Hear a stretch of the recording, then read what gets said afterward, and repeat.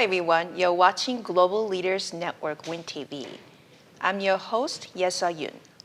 There are many leaders globally in areas such as government, business, non-for-profit organization, our industry, education, and etc. Global Leaders Network invites variety types of leaders and share their wonderful stories. Today, I invited Noorani from Pan-Asian community. How are you today? I'm fine. Thank you for inviting. How are you? I'm blessed. Thank you. God has been great to me. Okay. You always talk about God. I love you about that. Can you introduce yourself a little bit and then also organization you're involved with right now? Well, my name is Sadruddin Noorani, and I'm Asian American here. I'm involved in business and individual private business. I'm not a partner with anybody, and focus in real estate investment, energy business, and other things that I do. I'm also an interpreter. I do legal and medical interpretation for the people, those who does not speak English. I do 5 languages. I can read and write all of them. What language do you speak currently? I can read and write Bengali, Gujarati, Hindi, Urdu to English. Wow. So I'm pretty much busy all the time doing so. And then top of that, I'm part of many different organizations in different positions, president, chairman, vice president, board of director, steering committee. Like I sit on 16 different not-for-profit organizations and government agencies to advise them on different matters related to Asian American. But can you tell us about the name of the organization and you're with currently? Because we want to know, for instance, that I'm EU Secretary White, Jesse White's council. So in not-for-profit, I'm with the Alzheimer's Association. I've been with them since 1996, now 23rd year with them in steering committee. We bring the awareness and fundings for the Alzheimer's Association. There are 6+ million people in the United States suffering. And when there are 6 million people are not the only they're suffering, but their family also suffers. So it's a multi-task. And then I'm also part of the Aga Khan Foundation. I'm a volunteer. And the Friends of Humanity, that's also an entity which helps poor and needy. And then in government, I'm the advisor to Secretary of State, and then advisor to State Treasurer, to State Comptroller. And so there are many things that I do, and also I'm part of the Asian American Coalition of Chicago. I'm one of the board of directors there, which consists of 16 different communities within the Asian American community, which is like mini United Nations, and the issues that our community at large faces living in America, we bring those issues to the government, asking them to help us however they can. So there are many things that we do to help people. Okay. Why did you decide to involve with many organizations, and what did you want to achieve through this? I think it is in my gene that my father and mother both were involved. When I was a little kid, I have seen them doing a lot of activities other than my father's business and my mom being homemaker, but still they were very much involved in the community, helping people. And they got inner satisfaction by doing so. It's nothing that you gain financially anything, but it's inner satisfaction. It's also peace of mind. And I joined when I was only 6 years old as a Cub Scout. And my job was, job description was to, in at the time of the religious ceremonies or community events, I used to give water to people, just serve water. Take their shoes or keep their shoes in the side because we don't wear shoes everywhere. So those things I used to do when I was a little kid, 6-year-old. I still remember. Then I was promoted to Boy Scout, and then I become a ranger in the Scout. That's how it goes, that levels. So, and then I joined pipe band. So I'm one of the founder of a bagpipe band here in Chicago with other people. So we, that's how I enjoy doing it, and that's how I got involved through my parents and my grandparents as well. I see. You have been helping so many leaders, so I'm sure that you also have good memories, special memories, that probably you remember and you recall at this time. Would you share with us? Well, I've been helping many leaders, that's true. And whether they're elected officials or CBOs, which is community-based organizations, different NGOs, not-for-governmental offices, and institutions. By doing so, it helps you grow as well. And you meet right-minded, good people. That's my benefit. And it helps you to guide other people. And the leaders that I have met, there are many, many wonderful people from all over the world. I met many different presidents and prime ministers of different countries, kings and queens of different countries. I get to go receive them at the airport many times because of my status and my own position in the government and non-governmental agencies, and have lunches and dinners with them, and exchange the ideas how we can better the world, not only America where I'm living, but better the world, helping them as well and their people.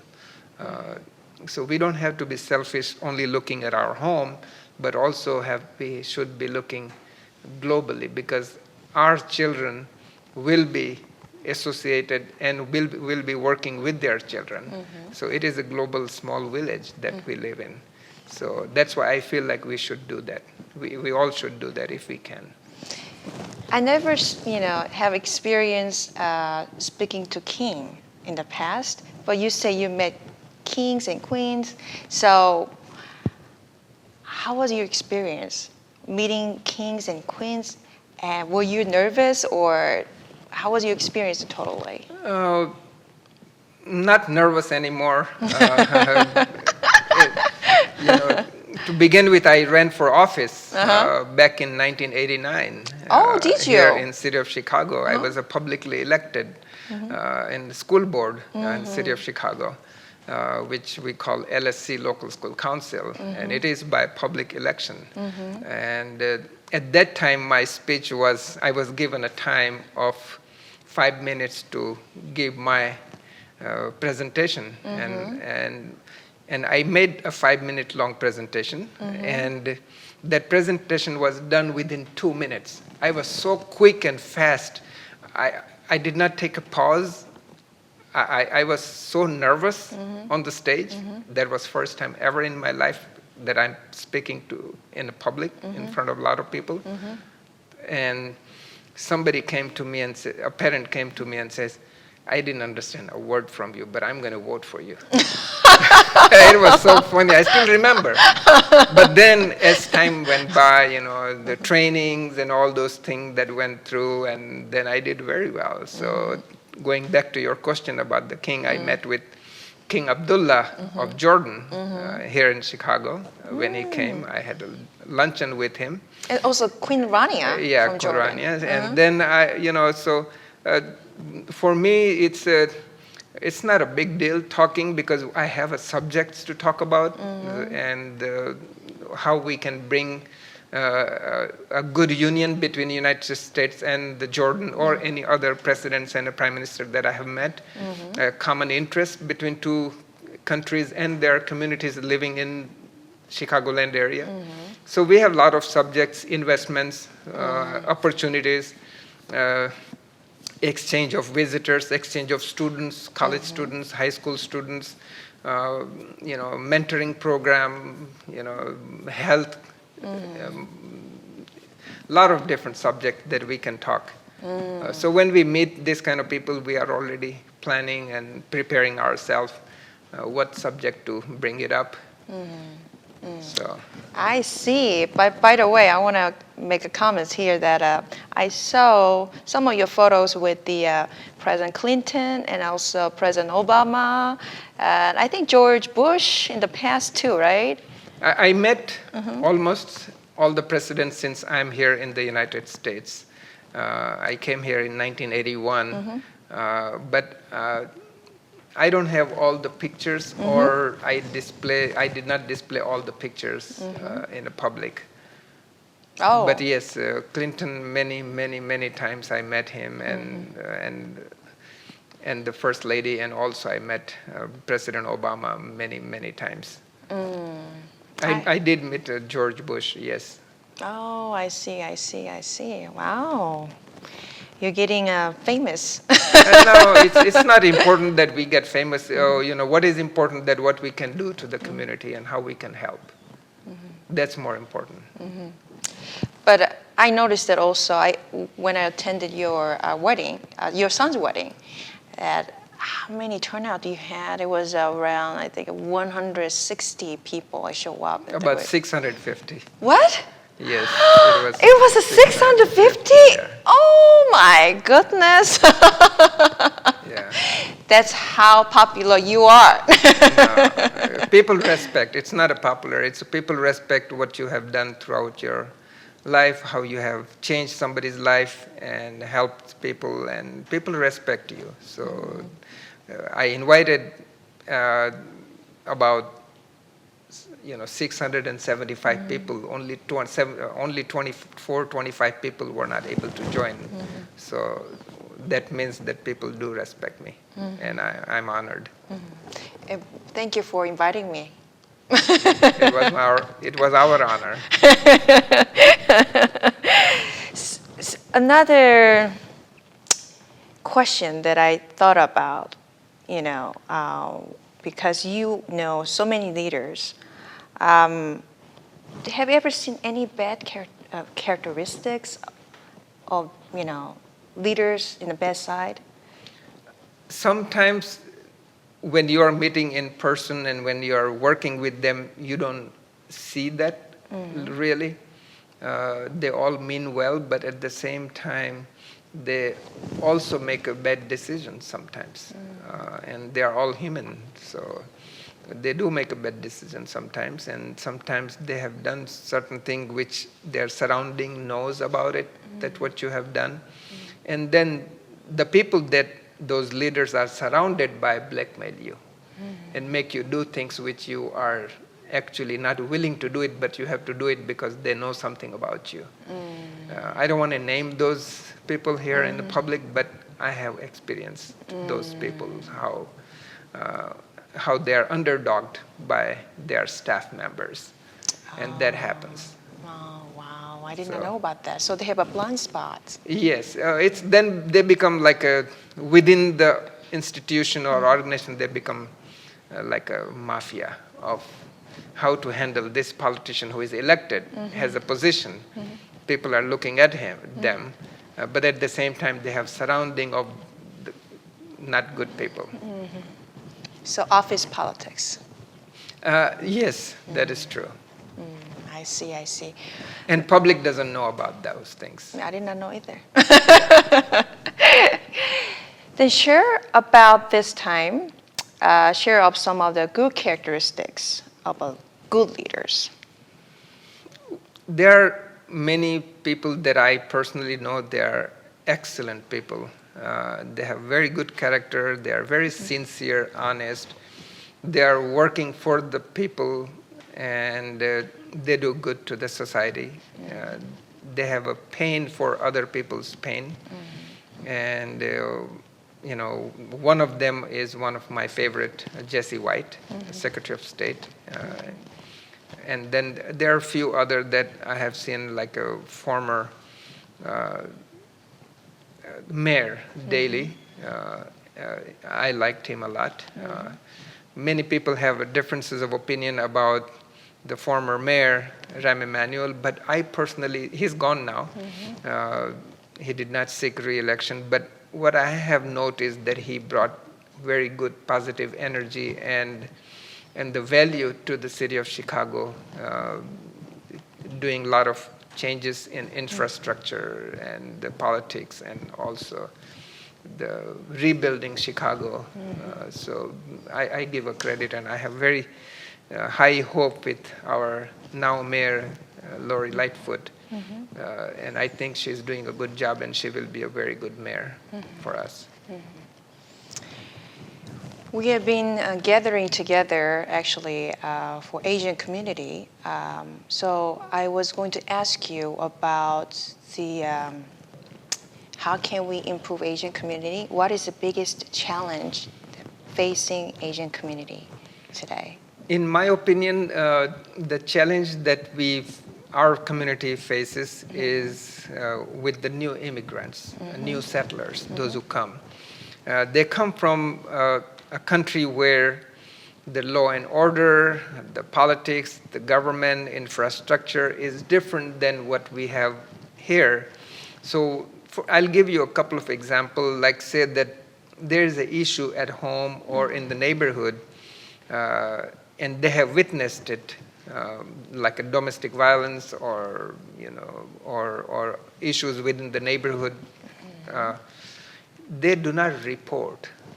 That is the biggest issue that I think that is there, and all the community-based organizations that they belong to, say somebody is from China, Korea, Philippines, whatever different communities, they should educate their new immigrants that speak up. Don't be scared of law enforcement or police. Police is something that they're so much scared of because how we were grown up back home and how we have come up and have experienced back home. So we have that mindset, and when we come here in a clean country where police is a friend to help you, police is there to assist you, guide you. You can stop anywhere a police officer and talk to the police officer or fire people or law enforcement. There's no harm in it. But people are scared of name police. So I was part of the State's Attorney's Advisory Council, and then Chicago Police Department's outreach program, and witness assistance program, and all those things. I was also part of the Chicago CAB's BIT program. So what we have done is we encourage people to speak up and report the crime if there's any crime that has happened. It's simple crime sometimes, purse snatching, jewelry snatching, and people run away and they just go home and cry and don't tell anybody. And I have witnessed those people. So we try to encourage them to make a report. If you make a report, police knows how many crime that has happened within this district. So they can add more police officers. They can keep an eye on your neighborhood. If you don't report, they're not going to do that. They don't know. I'm not blaming police officers or department, but we have to speak up. That's an issue that we have. Other issues that we have, that when parents come to this country with small kids, or they have children here, but they are not educated in this country. Their education is from the other country. Right. But here the system is a little different. Parents can get involved, like a PTA, Parents Teachers Association, and then there is a parents and teachers meeting monthly or sometimes quarterly. They should go. They should participate in their children's activities, what is happening, at least get to know. They should also volunteer at school, one of the parents if they have a time, and get to know teachers, get to know their children, who they are associated with, who their friends are, and also get to know what kind of homework they're getting, whether the kid coming home and not telling you that I have homework that I don't understand. So that's another issue that people have, especially those who are immigrants. So there are a few other, but these are main issues that I think that the people need to focus on. How can we improve this then? Again, community-based organizations, different community-based organizations needs to keep educating their members through the TV program, through newspaper, through monthly meetings and get-togethers. They have to keep saying those things, and especially focusing on children. It's very important. I'm a father of 3 boys, and I'm so happy that they're doing really well. I'm so proud of them. They're most successful boys that I have. They were very energetic when they were little kids. They have done everything that they could to disrupt people in school, to play around, do things. But at the same time, they were good kids. That energy at one level, that is there. But at the same time, what we did at homeschooling, at home, train them, talk to them, discipline them when there is a need. At the same time, you love them and care for them. And my kids have gone all over the country. Every year, they remember that we used to go 2 vacations, and spring and the summer. We are out for spring 2 weeks and summer 3 weeks. We are gone out of state and take them around, show them all historical places, all the important places. So people, if they can afford, they should do that, and love your kids. That's important. What is success to you? To me, success is how much respect you have, and how you are looked into by other people, and what value you can bring to the people and in their life and to the community. Success is not always money, that how much you have. Success is that how much value that you can bring to somebody's life and change somebody's life for better. I see. Then what brings you happiness this time? So that's I have changed many people's life. Especially nowadays, my focus is students, young people, those who are in high school, so they can get into better college. So I work towards that on one-on-one personal level. People, those who reach out to me, because I have gone through my personal situation, because I have 3 boys. They have gone through the high school and college, and I was not educated in this country. So I learned through that process that my kids have gone through. So since I have that experience, I should share with people. I should be, I'm happy to share and help people. And I'm doing it regularly. I mentor young people. I encourage them to get involved and volunteer in different places if they can, other than their academic and curricular, whatever they have to do, which they should, but at the same time volunteer. I see. It's very important. Yeah, it's very important. You're right about that. Do you have any comments to our audiences and your community? Well, stay engaged and meet more people. Do not shy away from anybody, and get involved. Volunteer your time.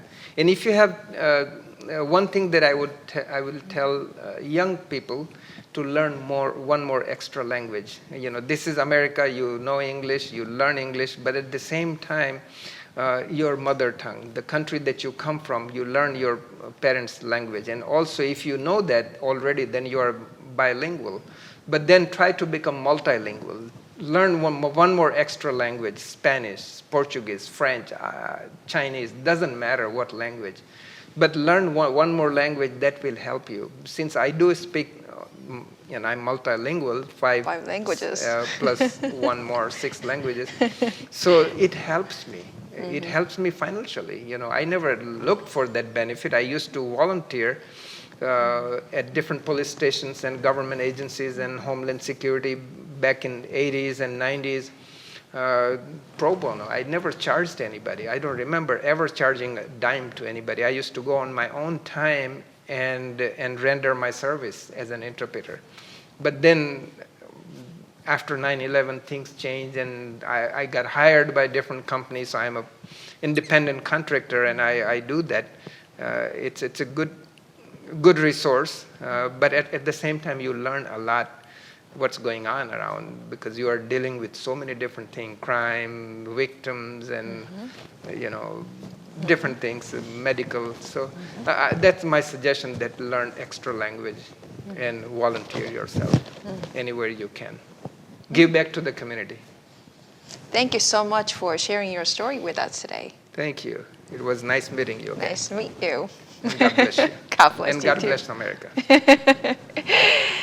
Thank you for watching Global Leaders Network WINTV. If you want to watch this again, you can visit our website and YouTube. And don't forget to subscribe us. I want to see all of you next Thursday, 9 p.m. Until then, have a great week. Bye-bye, everyone.